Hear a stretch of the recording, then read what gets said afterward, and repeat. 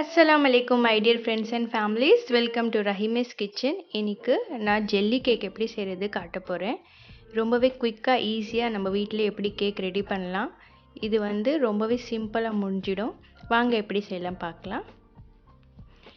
இது கடலை விற்கிறது தான் அகர் அகர். இது சைனா கிராஸ் சொல்லுவாங்க. தமிழில் கடல் பாசி சொல்லுவாங்க.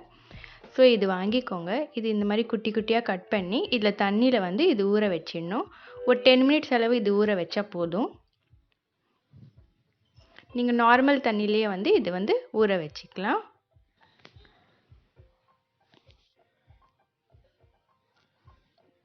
இப்போ இது 10 மினிட்ஸ் ஓரமாக வச்சிடலாம். இப்போ நம்ம ஸ்டார்ட் பண்ணிடலாம் ப்ரொசீஜர். பிஸ்மில்லாஹிர் ரஹ்மானிர் ரஹீம். ஒரு பேன் எடுத்துக்கோங்க. ஒரு 1/2 லிட்டர் பால் தண்ணி ஊற்றாமல் காய்ச்சிக்கோங்க. நல்லா திக்காக காய்ச்சிக்கோங்க. கொஞ்சம் கூட தண்ணி யூஸ் பண்ணாதீங்க. இது கொஞ்சம் சூடு ஆனதும் நீங்கள் 1 கப் அளவு சர்க்கரை ஆட் பண்ணிக்கோங்க. இது கொஞ்சம் நல்லா அந்த சர்க்கரை நல்லா டிசால்வ் ஆகிற வரைக்கும் இது மிக்ஸ் பண்ணிக்கோங்க.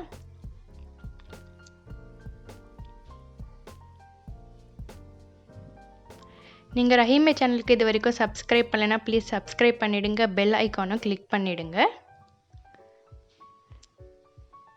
இப்போ பால் நல்லா பொங்கிடுச்சு. இப்போ இதை ஆஃப் பண்ணி ஓரமாக வச்சிடலாம். நெக்ஸ்ட்டு அகர் அகர் இப்போ 10 மினிட்ஸ் இது சோக் ஆயிடுச்சு. இப்போ இது இன்னொரு பாத்திரத்தில் தனியாக நம்ம இது குக் பண்ணிக்க போகிறோம். ஸோ நம்ம ஊற வச்ச தண்ணியிலே இது அப்படியே ஆட் பண்ணிவிட்டு இது ஒரு ஸ்பூன் வச்சு நீங்கள் மிக்ஸ் பண்ணிகிட்டே இருங்க. இது நல்லா மிக்ஸ் பண்ணிகிட்டே இருக்கிறப்போ இது அப்படியே காணாமல் போயிடும். ஃபுல்லாக கரைஞ்சிடும். இது நல்லா ஜெல்லி மாதிரி ஆகிடும். இது பாருங்கள் நல்லா பாயில் ஆகிடுச்சு. அதே மாதிரி இந்த அகர் அகரும் நல்லா மெல்ட் ஆகிடுச்சு. ஸோ இந்த ஸ்டேஜில் நம்ம இதை இறக்கி வச்சுக்கலாம். இப்போ என்ன பண்ணலாம், நம்ம ஆல்ரெடி பால் காய்ச்சிருக்கிற பால் இப்போ லோஸ் ஃப்ளேமில் வச்சுக்கோங்க. அந்த லோ ஃப்ளேம்லேயே இது அகர் அகர் ரெடி ஆனதும் அப்படியே தண்ணியோடு இதை ஆட் பண்ணிக்கோங்க. இது லோ ஃப்ளேம்லேயே இருக்கட்டும். இது லைட்டாக சூடாகிட்டே இருக்கும். இந்த ஸ்டேஜில் நீங்கள் உங்களுக்கு ஏதாச்சும் எசன்ஸ் வேணும்னா நீங்கள் ஆட் பண்ணிக்கலாம். நான் ரோஸ்மில்க் எசன்ஸ் யூஸ் பண்ணியிருக்கேன்.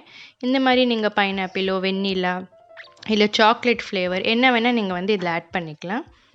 இந்த எசன்ஸ் போட்டதும் இது ஒரு வாட்டி மிக்ஸ் பண்ணிவிட்டு அவ்வளோதான். இப்போ இது இறக்கி வச்சுக்க வேண்டியது தான். ரொம்பவே சிம்பிள். பால் காய்ச்சி நம்ம அகர் அகர் சோக் பண்ணி அந்த வாட்டரும் இதில் மிக்ஸ் பண்ணிடுறோம். அவ்வளோதான். இப்போ இது கொஞ்சம் ஆறட்டும். இப்போ இது கொஞ்சம் ஆறினதுக்கப்புறம் இந்த மாதிரி ட்ரை ஃப்ரூட்ஸ் இல்லை குட்டி குட்டியாக சாக்லேட்ஸ் இல்லை குட்டி குட்டி கேண்டீஸ் வரும் இல்லையா, நீங்கள் என்ன வேணால் இதில் மிக்ஸ் பண்ணிக்கலாம். இல்லை எதுவுமே வேணும்னா கூட நீங்கள் ப்ளெயினாகவே இதை வச்சுக்கலாம். இந்த மாதிரி ட்ரை ஃப்ரூட்ஸ் மிக்ஸ் பண்ணுறப்போ இது நடுவில் அது சாப்பிட்றப்போ வாயில் கடிப்படுறப்போ ட்ரை ஃப்ரூட்ஸ் ரொம்பவே டேஸ்டியாக இருக்கும். நான் இந்த மாதிரி ஒரு இது எடுத்திருக்கேன், கிண்ணம் எடுத்திருக்கேன். இதில் கொஞ்சம் நல்லா டிசைன் எல்லாமே இருக்குது. ஸ்டீல் கிண்ணம் எடுத்துக்கோங்க. இல்லை நீங்கள் பிளேட்டும் எடுத்துக்கலாம். இல்லை வேறு பிளெயின் பவுல்ஸும் எடுத்துக்கலாம். நான் இது எடுத்திருக்கேன் ஏன்னா எனக்கு கேக்கில் கொஞ்சம் டிசைன் வேணும். அதனால இப்போ இது இந்த கிண்ணத்தில் இது ஆறுனதும் ஷிஃப்ட் பண்ணிடலாம். இப்போ இந்த மாதிரி மேலே பபிள்ஸ் வரும். கண்டிப்பாக பபிள்ஸ் இருக்கும். அந்த பபிள்ஸ் நீங்கள் ரொம்பவே பேஷன்ஸாக அது எல்லாமே எடுத்து விட்டுடுங்க. நீங்கள் பபிள்ஸோடு அப்படியே இது நீங்கள் ரெஃப்ரிஜரேட் பண்ணால் அதுக்கப்புறம் அது ரொம்பவே ஆடாக தெரியும் பபிள்ஸ்லாம். ஸோ இப்போ நான் எல்லா பபிள்ஸ் கிளியர் பண்ணிட்டேன். இப்போ இது ஒரு 3 to 5 ஹவர்ஸ் நான் ஃப்ரிட்ஜில் வைக்க போகிறேன். ஃப்ரீசரில் வைக்க தேவையில்லை. நீங்கள் நார்மலாக ஃப்ரிட்ஜில் கீழே வைக்கலாம். இப்போ 5 ஹவர்ஸ்க்கு அப்புறம் நான் இது எடுத்திருக்கேன். இது நல்லா ரெடி ஆயிடுச்சு. நல்லா செட்டில் ஆயிடுச்சு. இப்போ நான் இது ரவுண்டாகி இந்த மாதிரி கொஞ்சம் கட் பண்ணிக்கிட்டு இது ஒரு பிளேட்டில் ட்ரான்ஸ்ஃபர் பண்ணிக்க போகிறேன்.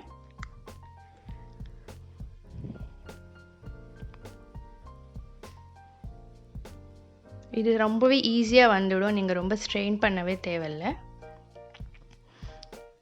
பாருங்கள் எவ்வளோ அழகாக வந்திருக்கு. அந்த என்னோடய கிண்ணத்தோட டிசைன்லாம் கொஞ்சம் நல்லா இருக்குது. ஸோ நீங்கள் அதனால தான் இதை யூஸ் பண்ண இப்போ உங்களுக்கு தெரிஞ்சிருக்கும். நீங்கள் மேலே எது வேணால் நீங்கள் டெக்கரேட் பண்ணிக்கிறேன். நான் ஸ்வீட் ஸ்ப்ரிங்கிள்ஸ் யூஸ் பண்ணியிருக்கேன். நீங்கள் டைரி மில்க் சாக்லேட்ஸ்லாம் எடுத்து இதில் யூஸ் பண்ணிக்கலாம். அதாவது அப்புறமா பிஸ்கெட்ஸும் நீங்கள் மேலே போடலாம்.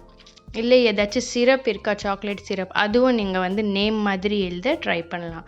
இந்த மாதிரி கேக் வந்து நீங்கள் ரொம்பவே குயிக்காக வீட்டில் உங்கள் பசங்களுக்கும் செஞ்சு கொடுத்துடலாம். நோ க்ரீம், நத்திங், ஈஸியான ஒரு கேக். லாக்டவுன்லேயும் நீங்கள் வெளியில் போய் கேக்லாம் ஆர்டர் பண்ண தேவையில்ல, டக்குன்னு நீங்களே வந்து வீட்டில் இந்த மாதிரி வந்து ரெடி பண்ணி கொடுத்துடலாம். நானே வந்து என் ஹஸ்பண்ட்க்கு வந்து இந்த கேக் தான் வந்து இப்போ ரீசெண்டாக ரெடி பண்ணி கொடுத்தேன் அவங்க பர்த்டேக்கு. வெளியில் எங்கேயும் ஆர்டர் பண்ணல. இது ரொம்ப பிடிச்சிருந்துச்சு, அதனால உங்கள் கூட ஷேர் பண்ணுறேன். இப்போ நான் இங்கே வந்து இந்த மாதிரி ஹைட் அண்ட் சிக் பிஸ்கெட் வந்து குட்டி குட்டியாக கட் பண்ணி இதில் வச்சுருக்கேன். அன்றைக்கி நான் வந்து டைரி மில்க் இந்த மாதிரி வச்சுருந்தேன். பார்க்கவே ரொம்ப ரொம்ப டெம்ப்டிங்காக இருக்குது. கட் பண்ணப்போ கூட கொஞ்சம் ஈஸியாக இருக்குது, நல்லா வந்து ஸ்மூத்தாக இருக்குது கேக்கு, ரொம்பவே டேஸ்டியாக இருக்குது. ஸோ எல்லோரும் கண்டிப்பாக இதை ட்ரை பண்ணி பாருங்கள், உங்கள் எல்லாருக்கும் பிடிக்கும். பிடிச்சிருந்தா இந்த ரெசிபி என்னோடய லைக், ஷேர், கமெண்ட், சப்ஸ்கிரைப் பண்ணுங்கள். அதே மாதிரி பெல் ஐக்கானையும் கிளிக் பண்ணிவிடுங்க. ஃபேஸ்புக், இன்ஸ்டாலையும் என்னை ஃபாலோ பண்ணுங்கள். லிங்க் வந்து டிஸ்கிரிப்ஷனில் கொடுத்துருக்கேன். அன்பை வெளிப்படுத்த சமையல் தான் சிறந்த வழி. Keep supporting Rahima's kitchen. Thank you.